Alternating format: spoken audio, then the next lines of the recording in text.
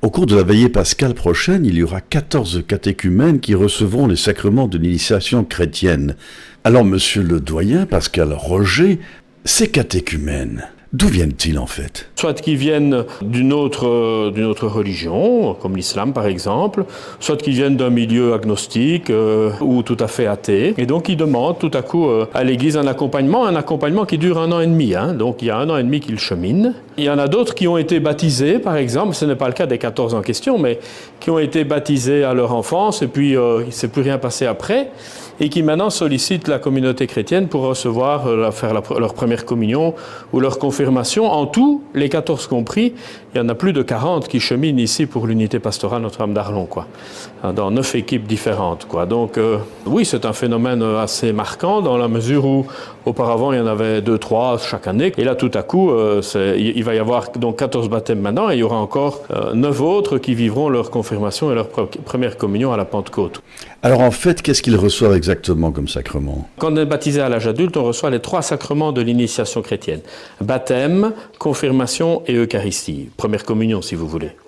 Mais donc, il y en a qui ont été baptisés enfants, puis ça n'a pas eu d'impact pour eux, mais qui souhaitent tout à coup, à l'âge adulte, faire un chemin en Église, et alors ils sollicitent pour la première communion, ou la confirmation, ou les deux, bien sûr. S'ils font la première communion, ils font la confirmation. Parfois, ils ont fait aussi leur première communion, puis ils ont oublié. Ça fait plus de 40 personnes qui cheminent pour l'instant. Donc, il y aura 14 baptêmes, première communion, confirmation, la nuit de Pâques, et il y aura en plus 9 confirmations d'adultes le jour de la Pentecôte à Saint-Martin. Baptême, communion, confirmation. Ça, ceux-là, ils ont le kit complet, si vous voulez. Ceux qui sont baptisés la nuit de Pâques, ils reçoivent le kit complet du chrétien, c'est-à-dire le baptême, la première communion et la confirmation. Mais en plus de ces 14-là, il y en a 9 autres encore qui ont cheminé aussi et qui vont recevoir, eux, parce qu'ils ont déjà eu enfant le baptême ou la première communion, qui vont recevoir la confirmation à la Pentecôte. Et puis, par ailleurs, il y en a déjà qui cheminent pour l'an prochain, ce qui fait qu'en tout, ça fait 40 personnes à peu près qui cheminent, même un peu plus, je pense, aujourd'hui. Parce qu'il y a des demandes qui tombent un peu tout le temps, Tous les mois, il y a au moins 1 ou 2 demandes. Oui. Mais alors, dans ces candidats au baptême, à quel type de profil avons-nous affaire? C'est extrêmement varié, Ce sont des jeunes qui ont grandi dans un milieu agnostique et qui, tout à coup, ont soif de sens et recherchent, notamment via les nouveaux médias, les réseaux sociaux, etc. Ils sont accrochés par quelque chose et puis ils viennent frapper à la porte de l'Église. Ça, c'est le profil standard, mais à côté de cela, vous avez des gens qui viennent de l'islam, vous avez des gens qui viennent de familles mixtes, musulmans laïcs souvent, musulmans laïcs.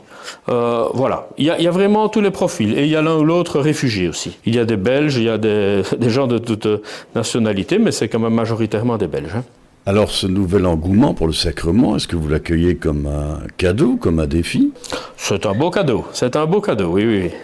Et en même temps un défi parce que on n'avait pas l'habitude d'accueillir autant de monde, donc il faut s'organiser pour les accompagner pendant un an et demi. Donc c'est en général 1 an et demi le parcours. Donc il faut mettre des équipes en place, il faut trouver des animateurs, il faut les former. Donc là il y a un sacré challenge que nous relevons.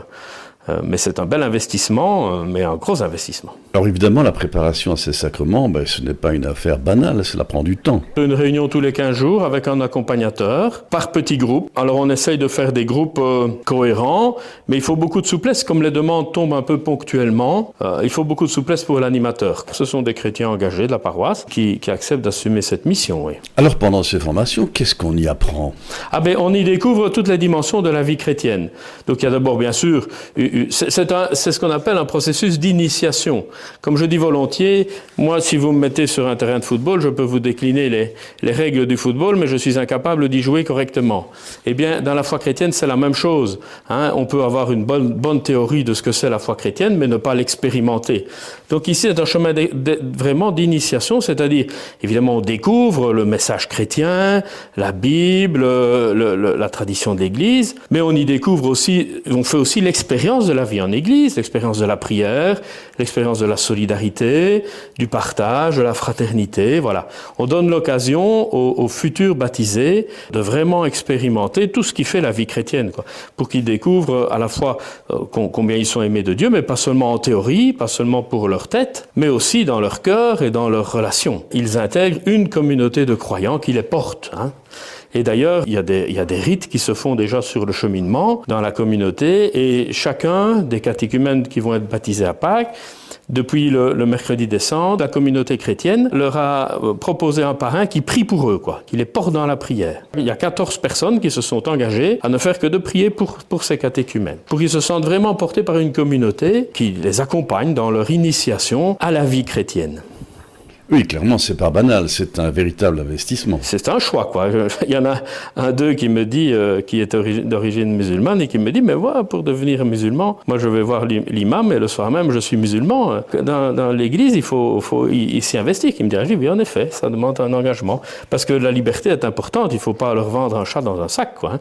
Il faut leur proposer vraiment ce que c'est la vie chrétienne. Alors tout ça va se passer samedi soir, lors de la veillée pascale. En quoi ça va consister exactement ? Et donc c'est la veillée de Pâques. C'est toujours à la veillée de Pâques qu'on baptise les adultes, qui est déjà une liturgie fort dense, hein, parce que ça commence à l'extérieur autour d'un feu, hein. Puis il y a tout un premier temps autour du thème de la lumière. Ensuite, on lit plusieurs extraits bibliques. Il y aura au moins 5 extraits bibliques qui vont être lus. Et puis après vient la partie du baptême proprement dit, avec la profession de foi, hein, la profession de foi des futurs baptisés, mais aussi de toute l'assemblée qui renouvelle ses vœux du baptême, et puis l'Eucharistie. Alors, il y en a certains qui ont souhaité être baptisés par immersion, ce qui est une possibilité dans l'Église, c'est-à-dire que plutôt que l'on verse de l'eau sur leur front, eh bien, ils sont plongés tout entiers dans l'eau. Et c'est leur désir, hein, c'est eux qui l'ont demandé. Ne pas le faire serait dommage, puisque c'est une proposition d'Église.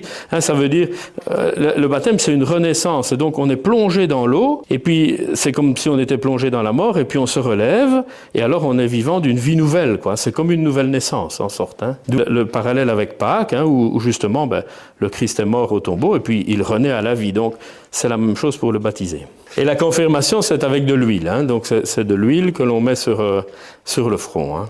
C'est le symbole majeur de la confirmation. Alors, tout cela concerne bien sûr les catéchumènes. Ce sont les baptêmes, les professions de foi et les confirmations concernant des adultes. Mais dans le schéma classique ces dernières années, les choses ont un peu changé. Cela consiste exactement en quoi, pour la formule, disons, classique ? Et donc maintenant, ce qu'on propose, c'est un itinéraire plus léger, mais plus long. C'est-à-dire, ça commence en première primaire jusqu'en 5e primaire. En première primaire avec un éveil à la foi, mais il y a 5 rencontres, ce n'est pas énorme. Hein. Et puis après, il y a 7 ou 8 rencontres par an, avec en 3e primaire la première communion et en 5e primaire la confirmation.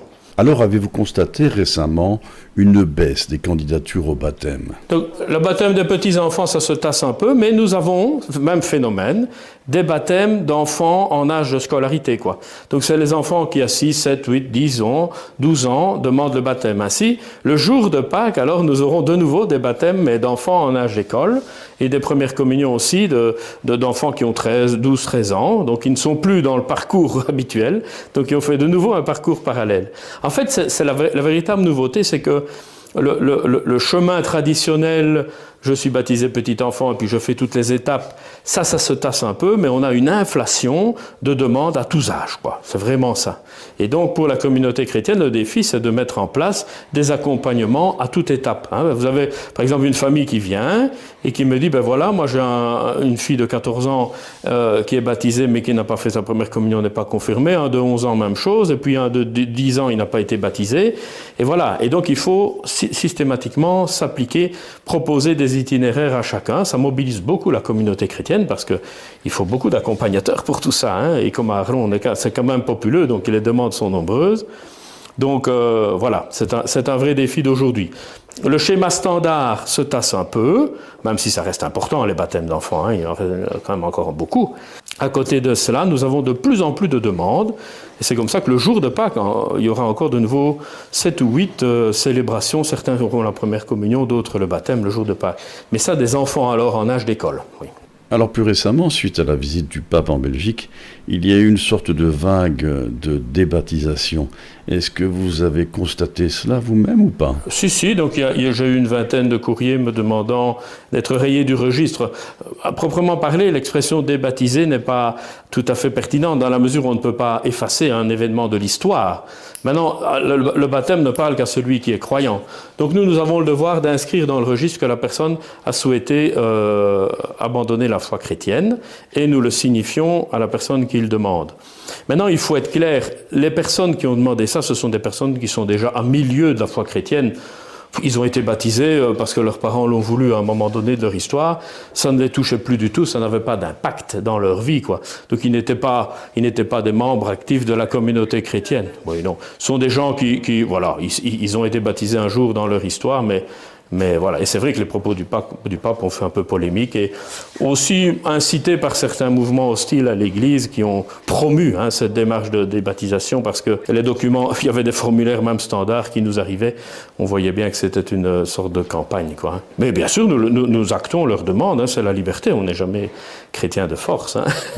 En revanche, vous soulignez ces nouvelles demandes de baptême adultes, mais qu'est-ce qui motive ces jeunes à réclamer le baptême? Une véritable recherche de sens, un monde qui paraît un peu superficiel, un monde où il faut tout de suite, où il faut surtout du matériel, mais le matériel est fort décevant, si j'ai une voiture de 100 chevaux, je vais en vouloir la suivante de 150 et puis elle va encore me décevoir et j'en voudrais une plus grosse.